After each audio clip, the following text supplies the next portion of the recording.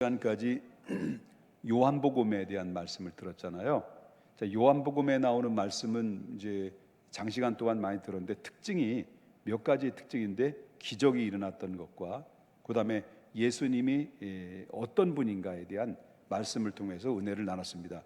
예수님이 오병이어를 일으켰죠.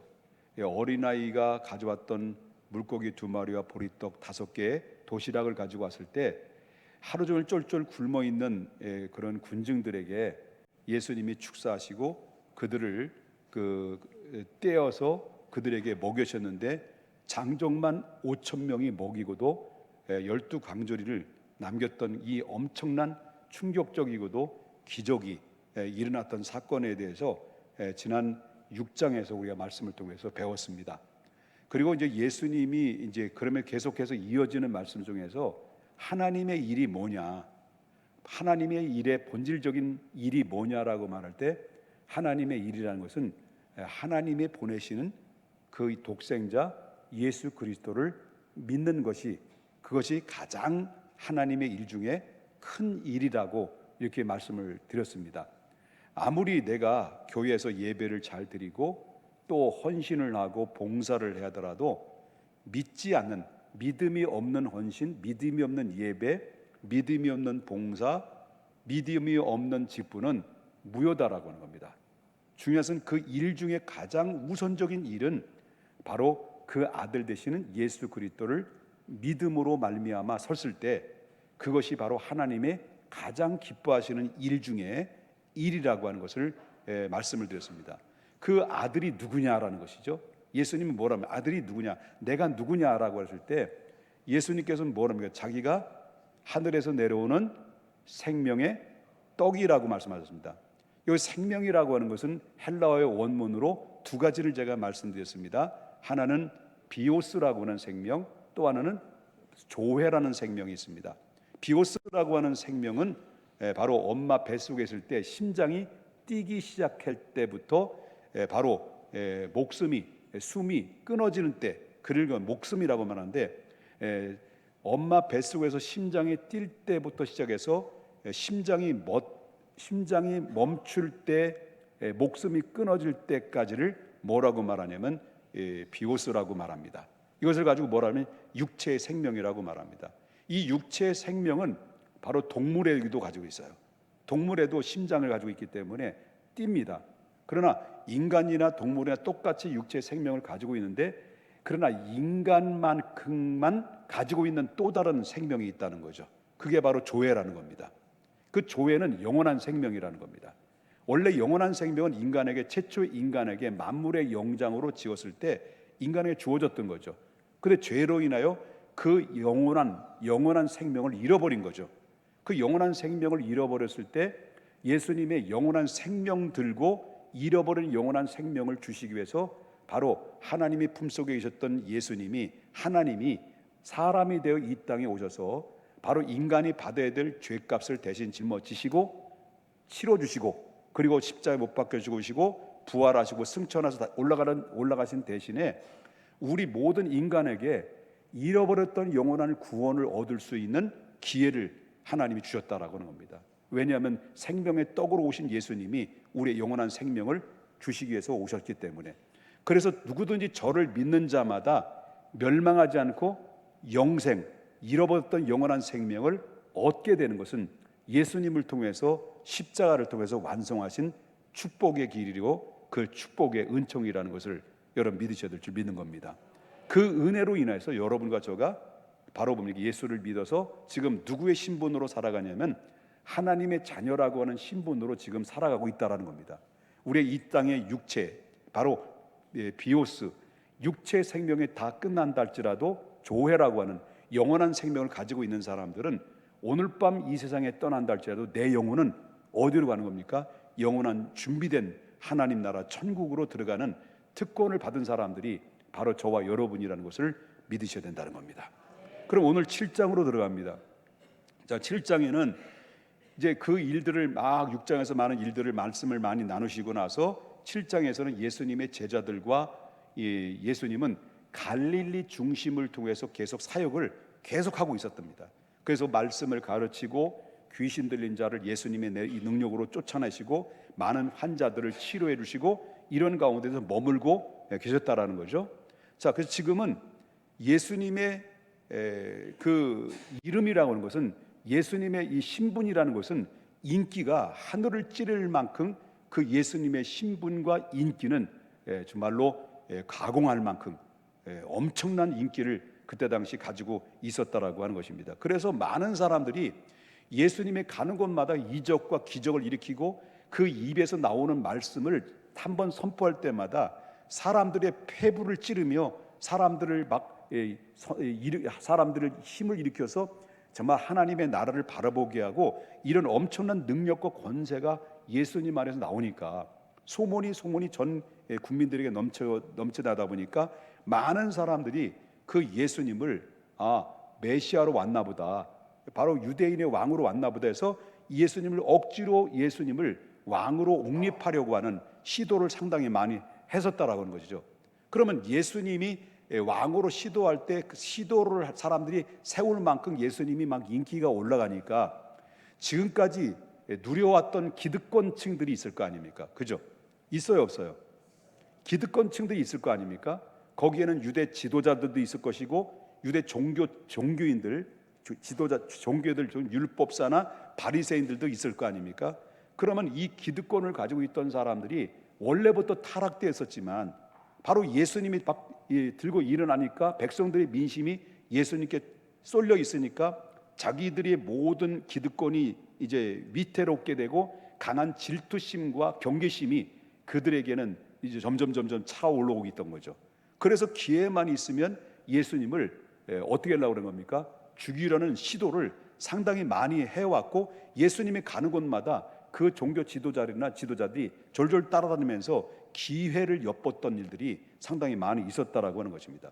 그런데 놀라운 사실은 안타깝게도 유대 종교 지도자들보다도 이 분노와 이 적개심을 드러난 사람이 또 있었다라는 거죠. 이 사람보다도 먼저 예수님에 대해서 분개심과 적개심을 드러냈던 사람이 누구냐고 말한다면 이 사람은 바로 다름 아닌 예수님의 형제들이었습니다. 예수님의 동생들이었죠. 예수님의 동생들은 유대 지도자들보다도 더 월등하게 예수님에 대해서 분개를 가지고 바로 적개심을 가지고 있었다라고 하는 것입니다.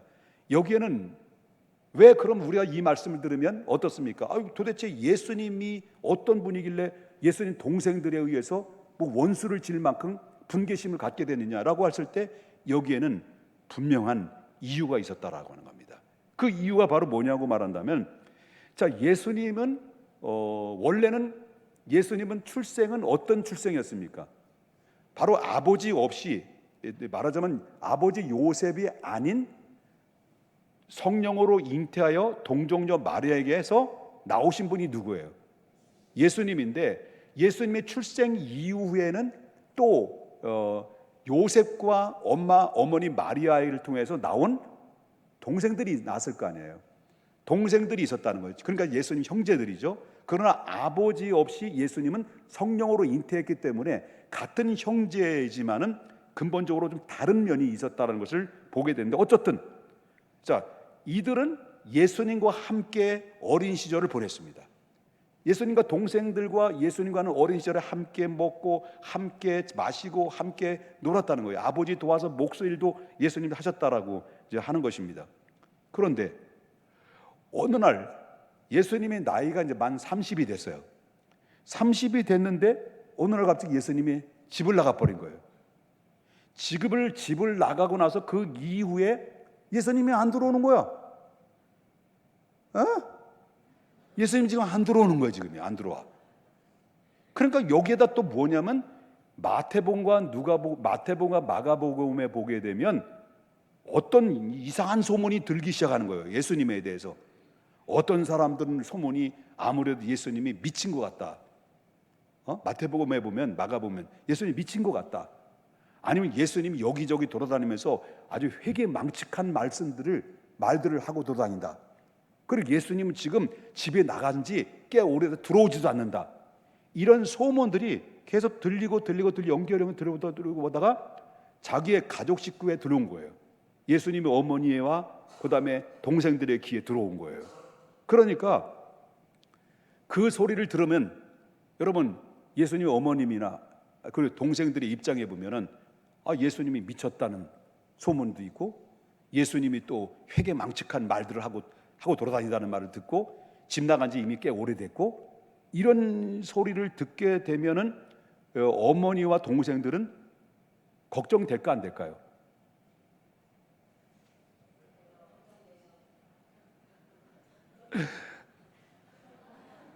걱정돼야 안 돼요. 하여튼 여기는 충청도권이야. 충청도권. 한 박자 느려. 걱정되지. 그 걱정되면 어떻게 할까요? 걱정만 할까요? 예수님이 찾으러 돌아다니까 안 되는가요? 찾아 돌아다닌 거지. 그래서 이 예수님의 동생들하고 예수님 어머니와 예수님이 찾아 돌아다닌 거예요. 찾아 돌아다니다가 드디어 예수님을 만났어요.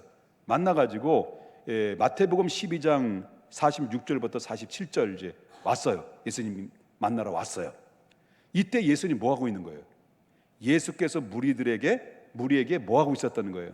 말씀을 가르쳐 줬을 때 그의 어머니와 동생들이 예수께 말하려고 지금 문 밖에서 기다리고 있었다는 거예요. 지금 예수님, 지금 제가 여러분들에게 말씀을 가르치고 있는데 저 예배당 밖에서 누굴 만나려고 기다리고 있다는 거예요? 예수님 어머니하고 동생들하고 바깥에 기다리고 있는 거예요. 그런데 어느 날 갑자기 쉽게 말한다면 여기 계신 분 중에서 소변이 메러가지고 화장실 가다가 어머니를 말씀 듣다가 한 사람이 어머니하고 동생이 와서 기다리고 있는 거예요. 어디 계셔서? 우리 아들 예수님을 만나러 왔다라고 했을 거 아니에요. 그때 이제 화장실 가다가 다시 보지 않고 들어와가지고, 아니 성경에 안 나오는 얘기에 쉽게 얘기다 그렇다는 얘기야. 그런 가운데 있을 때 여기서 47절에 봅시다. 한 사람이 예수님께 여짜와서, 보소서, 다 같이 읽겠습니다. 당신의 어머니와 동생들이 당신께 말하려고 밖에서 어떻게 있다? 서 있다는 거죠. 그걸 알려준 거예요. 그랬더니 그래? 웬만하면 그러잖아요. 그럼 들어오시라고 그래. 이렇게 얘기해야 되잖아요. 그래요. 그렇잖아. 그런데 이 말씀을 듣고도 예수님은 그 자리에서 엄중한 표정으로 예수님께서는 뭐라고 말씀하셨느냐라고 할 때 48절과 49절을 보겠습니다.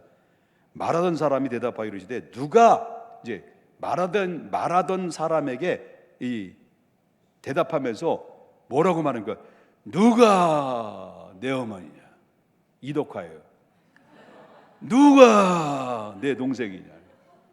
예? 누가 내 어머니냐? 누가 내 동생이냐? 하면서 그 어머니를 향해서 예수님이 어머니를 향해서 이 손가락을 막 이게 지적했다는 거예요. 예수님이 손가락을 지적하며 내밀면서 제자들을 가리켜서 뭐라고 말하냐면, 나의 어머니와 나의 동생을 봐라. 나의 어머니와 이선호 나의 동생을 좀 봐라. 그 옆에 나의 어머니야. 이 김양순 권사님이 내 어머니고 내 동생 이선호야. 여기는 제자들이야. 내 어머니, 내 동생 좀 봐라. 라고 이렇게 말을 하면서 뭐라고 말하냐면 50절 보세요. 50절. 누구든지 하늘에 계신 내 아버지의 뜻대로 행하는 자가 내 형제요, 자매요, 어머니다라고 말했단 말이에요. 그러면 그 자리에서 이렇게 손가락질을 당했던 어머니나 동생들의 입장에서 볼 때는 기분이 좀 어떨까요? 네? 가서 기분이 이상해가지고 막걸리 한잔 마시고 싶겠죠. 속이 상해가지고 얼마나 기분이 나빴겠을까요? 자존심이 엄청나게 무너졌겠지. 아니 손가락질을 당해서 얼마나 무한당했습니까? 그런데 이 말씀을 직접 들은 형제들과 그 어머니는 얼마나 그 상황이 충격적으로 받아들였겠느냐라고 하는 것입니다. 지금 동생들의 입장에서 볼 때는요, 한마디로 상식적으로 이해가 안 되는, 예수님이 행동하는 행동들이 이해가 안 되는 거예요. 여러분 설교를 들으면서 여러분 설교의 내용을 들으면서 이해가 안 되는 부분들이 많죠. 도대체 이게 도대체 예수님 물리로 어떻게 가능해? 이렇게 될 수도 있잖아요. 똑같은 거예요. 이해가 안 되는 거예요. 예? 그런데 본문에 이제 무슨 날이 나온 거예요? 초막절이 다가온 거예요. 초막절. 자, 보겠습니다. 2절 보겠습니다. 유대인의 명절인 초막절이 가까운지라. 참, 지난주에 제가 잘못 말한 게 있었어요. 좀 정정을 하려고 그러는데 군인이 장교가 성경이 100% 거짓말이라는 것을 드러나기 위해서 성경 읽다가 성령 받고 은혜 받아서 만들어내는 영화를 제가 10개라고 그랬잖아요. 10개가 아니더라고 보니까 배너더라고. 그래서 내가 지금 정정합니다. 배너. 그렇게 배너로 또 나중에 또 우리 목사님이 이단이다 이렇게 얘기하면 또 이제 나올 것 같으니까. 자, 배너예요. 자, 그러니까 이 6월절이 다가온 거예요. 아니, 초막절이 2절이니까 유대인의 명절인 초막절이 가까운지라 할 때 초막절이라고 하는 것은 그때 유대인에게는 3대 절기 중에 있는데 그 3대 절기 중에서 초막절이 그 안에 들어가 있는 거예요. 그러니까 이 절기가 되면 유대인들의 남자가 되면 만 20세 이상 되면요 의무적으로 그 절기를 지키기 위해서 예루살렘으로 모여와서 거기서 절기를 지켜야 되는 거예요. 이게 이 절기 때가 되면요 거기 예루살렘 중심으로 해서 어마무시한 사람들이 거기에 막 몰려오는 거죠. 거기에는 디아스포라의 유대인들, 외국에 있는 유대인들도 몰려오고 본토의 유대인들이 몰려가서 바로 거기서 대대적인 절기 행사를 하는 때가 바로 3대 절기 중에 초막절인 것입니다. 그때 됐을 때일 무렵에 예수님은 어디 계셨다고요? 갈릴리 중심으로 예수님이 사역하고 있었대요. 근데 그때 예수님의 동생들이 쭈르르르 해가지고 예수님께 온 거예요. 갈릴리에서 사역하고 있을 때. 그러면서 예수님께 뭐라고 말하냐면, 자, 예수님 동생들이 뭐라고 말할까요? 7장 3절 보겠습니다. 7장 3절 4절. 그 형제들이 예수께 이르되 당신이 행하는 일을 제자들도 보게 여기를 떠나 어디로 가라는 거예요? 유대로 가셔서 스스로 나타나기를 구하면서 묻혀서 일하는 사람이 없지 않느냐. 이 일을 행하려 하거든 자신을 세상에 좀 나타내소서라고 이 예수님에 대해서 동생들이 가서 얘기를 한 거예요. 이걸 쉽게 말한다고 하면 어떤 말이냐면, 형, 초막절이 다가왔지 않습니까?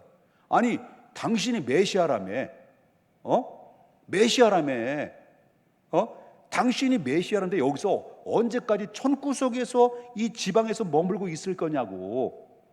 이왕이면 당신이 메시아면 바로 이 중앙 무대인 예루살렘에 좀 올라가서 거기 가면 보면 초막절을 지키기 위해서 전 세계로 뿔뿔이 흩어져 있는 유대인들과 본토 유대인들이 남자들이 백성들이 가득하게 메어진 그 현장에서 그 막 여기 높은 데 올라가가지고 한번 손짓해서 표적 한번 보여주면 당신이 메시아라는 것을 증명되는 거 아니냐, 간단한 거 아니냐 라고, 메시아라는 걸 증명하라, 드러날 것이다, 당신 메시아 아니냐, 이렇게 얘기했다는 거예요.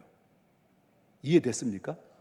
그러니까 이런 이야기를 했는데, 지금 형제들이 지금 이야기를 제가 말씀드렸습니다만은 이야기를 계속하는 내용들을 가만히 분석해 보면 지금 예수님을 향해서 적극적인 추천이나 격려 차원에서 이야기하는 걸까요? 아니면 메시아라는 사실을 당신이 메시아라고 한다면 드러나셔서라고 조롱 섞인 말, 반감 있는 말로 지금 이런 말들을 한 건가요? 어떤 걸까요? 그러니까 적극적인 추천 1번, 반감과 조롱 섞인 말 2번. 와, 빨라. 지금 그런 거예요, 지금. 자, 무엇을 보면 아니면요, 지금 이 예수님의 동생들은 7장 5절 보겠습니다. 어떤 상황이냐면, 이는 그 형제들까지도 누굴 믿지 않았다는 거예요. 그때까지만 해도 예수님을 믿지 않은 거예요. 왜? 어디 미쳤다는 소리 들은데 뭐. 아니 어디 가든 뭐 예수님이 막 회개망측한 말들을 하고 집에 들어오지도 않는데 뭐.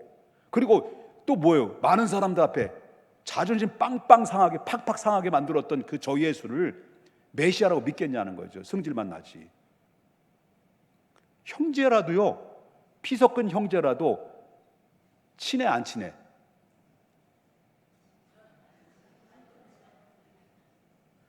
그럼 내가 다시 물어볼게. 친할 때가 더 많아? 안 친할 때가 더 많아? 아, 나만 안 친하는구나. 여러분, 이런 상황에 놓여 있는 거예요, 저 동생들이. 그러니까 믿겠어요? 안 믿어지지. 형제들의 말에 대한 이 대답을 예수님 들은 거예요. 그리고 예수님 뭐라고 대답했을까? 당신이 지금 이때다, 바로 이때니까 빨리 올라가서 당신의 진면모를 좀 보여줘라. 성공하라 말아. 그렇게 했단 말이에요. 그런데 예수님은 그들에게 뭐라고 대답하냐면 6절 보겠습니다. 예수께서 이르시되 누구 때? 내 때는 아직 이르지 아니했으니 또 무슨 때? 너희 때는 늘 준비되어 있느니라. 그리고 여기서 무슨 말씀이냐면 이 형제들의 제안에 예수님께서는 뭐라고 말하냐면 내 때가 있고 무슨 때가 있다는 거예요. 너희 때가 있다는 것을 동생들이 언급을 합니다. 자, 여기서 이 때라고 하는 말은 헬라어의 원문을 보게 되면 두 가지의 단어가 있어요. 이 카로노스라는 그 단어가 있고, 그리고 또 크로노스, 카리스, 헷갈려요. 카르노스, 카리스, 카리스라는 단어가 있고 크로노스라는 단어가 있습니다. 자, 여기서 나오는 이 크로노스라는 단어라고 하는 것은 바로 뭐냐면 이 때인데 시간인데 흘러가는 시간이 있다. 흘러가는 시간 때 이게 무슨 몇 년, 몇 월, 몇 시, 몇 초 이거는 계속 흘러가는 거예요. 흘러가는 거예요. 지금 오늘은 무슨 일이에요? 무슨 날이야? 6월 9일이요. 지금 몇 시요? 11시 50분이나 빨리 설교를 끝나야 돼요. 시작도 안 했는데. 예? 지금 흘러가고 있어요. 설교 시간이 막 흘러가고 있어요. 이걸 가지고 바로 크로노스라는 말이에요. 그리고 이 카이로스라는 말이 있습니다. 이 카이로스라는 말은 바로 하나님의 보시기에 역사적인 의미를 가지고 있는 것이다 라고 하는 것인데, 자, 공생애가 시작되면서 때가 예수님께서 말하면 이 공생애를 막 시작했어요. 공생애를 시작하자 만 30대 집 떠났다 그랬지, 가출. 그러면서 공생애 시작하면서 모든 백성들에게 첫마디를 띄웠을 때 뭐라고 말하면 때가 찼고 하나님이 가까웠으니 회개하고 복음을 믿어라. 예수님 백성들이 그 얘기했단 말이에요. 선포했다. 그때 여기서 말하고 있는 이 카이로스라는 이 말은 뭐냐면 하나님의 때를 의미할 수가 있다는 거죠. 그러면 자, 예수님의 동생들에 대한 말씀인 내 때는 어떤 때예요? 예수님 십자가의 동생들에 대한 말씀일 때 너희 때가 아닌 바로 내 때라는 말은 예수님은 곧 십자가에 들림 받아서 죽으실 때를 얘기한 거예요. 예수님 그 부활하시고 승천하실 때를 염두에 두고 예수님께서는 그런 말씀을 하신 거라는 거죠. 간단히 말한다면 내 때는 하나님의 시간대요, 너희 때는 바로 우리의 시간대라는 거죠. 자, 예수님은 아직 때가 이르지 아니했다라고 하는 이 말씀은 누구의 요구의 때가 이르지 않았다는 얘기죠. 너희들이 이야기하는 것처럼 나의 때는 아직 십자가에 못 박아 죽을 때가 아니다라는 거죠. 지금 아직 너희들이 원하는 것은 내가 지금 어디로 가기를 원하느냐? 성공하기를 원한다. 유대인의 왕이 되기를 원한다. 그래서 이 로마를 물리치고 네가 나보고 유대인의 왕이 되어서 바로 당신의 명성을 날리십시오. 우리도 한 덕 좀 팥고물 좀 얻어먹게 했던 거지만은 너희들이 원하는 때가 아니라 아직 내 때는 바로 인류를 위해서 십자가에 대속하여 모든 영혼을 구원할 내 모든 인류의 대속의 제물이 될 때는 아직 이르지 아니했다라고 하는 겁니다. 그 얘기예요. 되신 거예요? 그래, 인간의 시간은 바로 여기서 뭐냐면, 인간의 시간과 예수님이 진행하는 시간과는 지금 뭐가 있습니까? 간극이 있는 거예요. 인생의 시간을 놓고 보면 인생은 힘들다, 곤고합니다, 어려움과 이게 언제, 이런 문제가 어떻게 해서 발생될까요? 그것은 우리의 시간표와 하나님의 시간표가 다르기 때문인 겁니다. 지금 당장 우리는 뭐예요? 급하다는 거예요. 지금 당장 보여달라는 거예요. 지금 당장 이르게 해달라는 거예요. 당장 목이 마르다는 거예요. 이것은 누구의 시간표예요? 우리의 시간표예요. 하나님 지금 당장 해주십시오. 하나님 지금 목마릅니다. 하나님 지금 좀 축복 좀 해주시면 안 될까요? 하나님 사업 좀 잘 안 되면 사업 좀 해주면 안 될까요? 좋은 남편 좀 만났으면 좋겠습니다. 명언지 그렇게 길지 않아도 돈 많고 대충 건강하고 좀 안 될까요? 이게 우리가 시간표대로 우리가 하나님께 요구할 때가 있어요. 주님은 그래도 그들의 요구 앞에 여전히 내 때는 아직 이르지 않았다. 우리 인생을 좀 종합해 보면 모든 것의 갈등의 간극은 어디서 오냐? 내 시간표와 하나님 시간표가 다르기 때문에 찾아오는 겁니다. 형제들, 다시 말하면 우리 인간들은 지금이 적깁니다. 예? 지금이 적기고 지금의 당신의 뜻을 펼치기에 가장 좋은 환경입니다. 올라가서서. 이게 바로 뭐예요? 모든 제자들도 그렇고 예수님의 형제들도 그렇고 유대인들은 예수님에 대해서 어떤 기대 심리가 있었던 거예요? 기적을 일으키고 병자를 일으키고 귀신을 내쫓고 막 오병 일으키고 이렇게 오신 거니까 분명히 메시아다, 메시아. 그 메시아인데 그 어떤 메시아로 예수님을 본 겁니까? 인류를 구하는 메시아가 아니라 자기 민족을 구원할 메시아로 본 거예요. 그래서 올라가소서. 당신의 뜻을, 우리의 비전을, 우리의 꿈을 좀 당신이 이뤄서 유대인의 왕이 되서 저 로마를 물리쳐 주시고 이 유대 나라를 해방해서 유대인의 왕이 되소서라고 하는 것이 동생들과 유대인들과 제자들이 원하는 것이었어요. 근데 예수님은 내 때가 아직 이르지 않았다. 이게 간극입니다. 여러분, 인간의 시간표, 하나님 시간, 이 다른 까닭은 인간은 하나님에 대해서 적의를 가지고 있는 거예요. 그래서 왜 지금 안 해주냐는 거예요. 왜 지금 안 해줍니까? 왜 서두르지 않으십니까?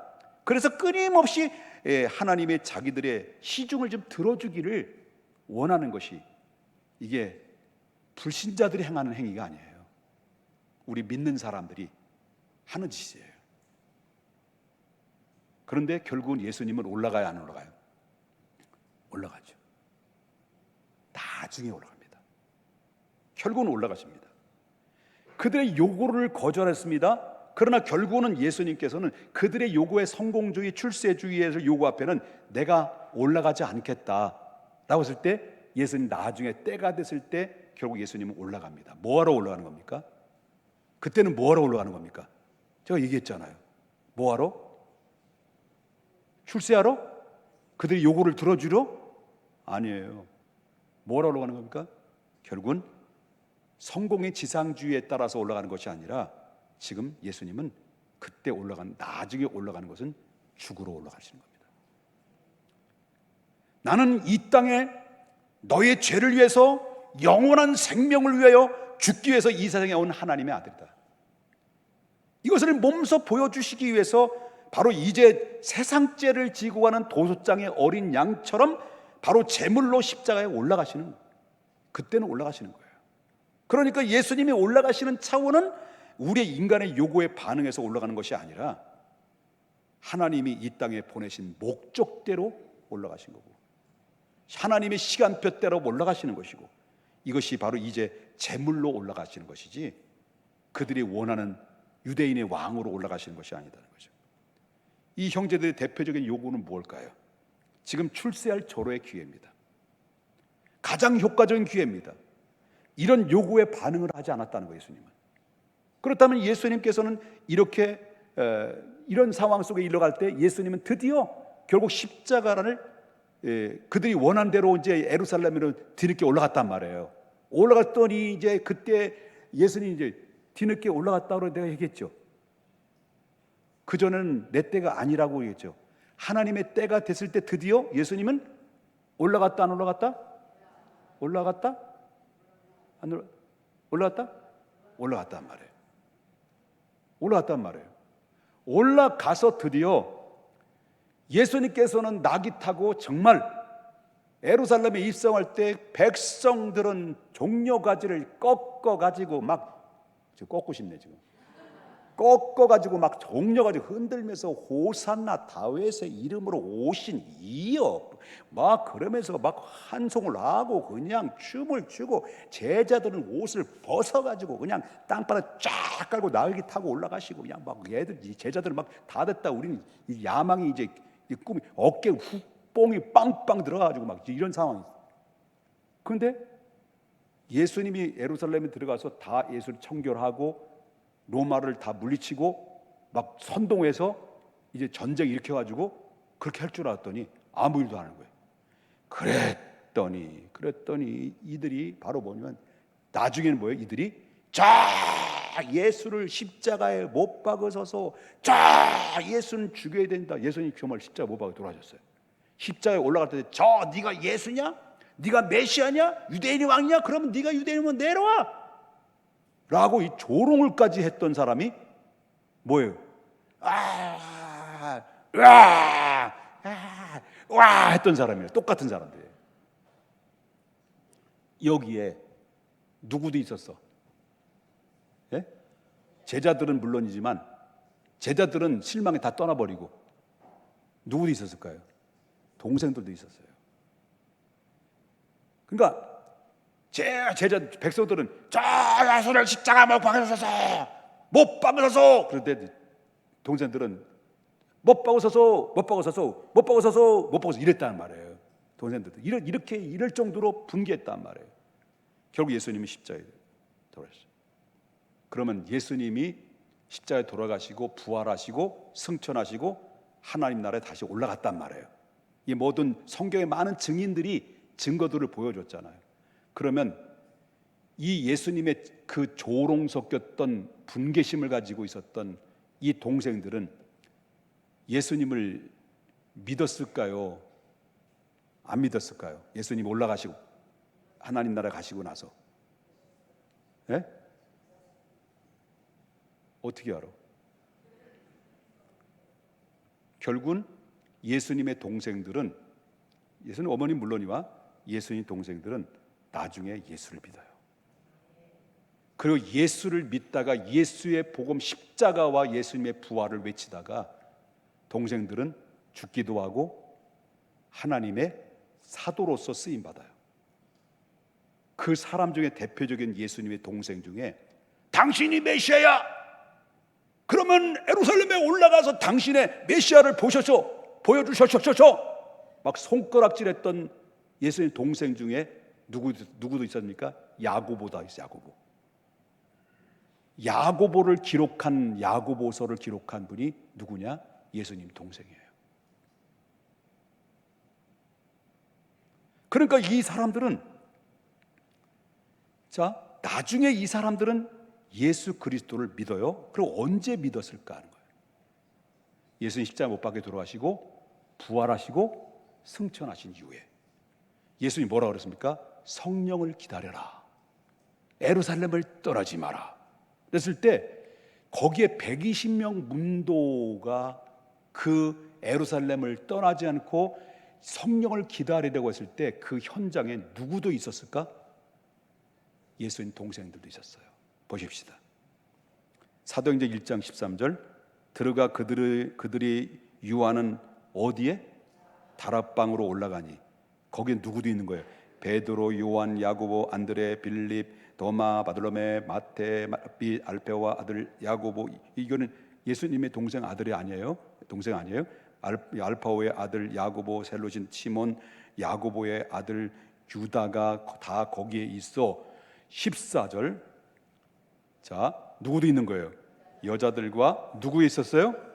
예수의 어머니 마리아와 누구도 있었어요? 예수의 아우들과. 아우만 있는 것이 아닙니다. 아우들 전체 있었던 거예요. 아우들과 함께 더불어 마음을 같이 하여 오로지 어떻게 했다고? 기도했다고. 그러면 이 예수님의 동생들이 기도했다라고 하는 것은 예수님은 주는 그리스도시요 살아계신 하나님의 아들이라는 것을 믿었기 때문에 기도했을까요? 안 믿었는데도 기도했을까요? 믿었기 때문에. 여러분, 문제는 끊임없는 내 시간표를 돌리는 게 문제예요. 끊임없는 내 머리를 돌려서 하나님을 알아가려고 하는 것이 문제라는 겁니다. 여러분, 우리가 인간의 상식적인 머리 가지고 그리고 내 시간표를 가지고 하나님의 거룩한, 하나님의 엄청난 어마어마한 무궁한 이 세계 속에서 우리가 다 어떻게 통달할 수 있겠냐는 거죠. 아니면 하나님의 시간표를, 내 시간표를 조금씩 이제는 어떻게 해야 되느냐면 하나님의 시간표에 내 시간표를 조금씩 덜어놓고 하나님의 시간표에 맞춰놓고 우리의 미래를, 말씀을 붙들고, 그리고 주님, 내 눈을 열어 주의 말씀을 날마다 묵상할 때마다 내 눈을 열어 주의 귀한 법을 보게 하시고, 오직 정직한 영으로 새롭게 하옵소서. 내 눈이 바로 주님을 바라보게 하시고 내 시간표가 이제는 서서히 내려오고 하나님의 시간표 안으로 내가 들어가기를 원합니다. 서서히 내 모든 것을, 내 시간표를 내려놓고, 바로 이 예수님의 동생들은 자기의 시간표를 이제 다 내려놓고 완전히 주님을 향하여 시간표를 맞추었을 때, 사도들은 예수님의 동생도 사도와 같은 사역자로, 동역자로 삼았어요.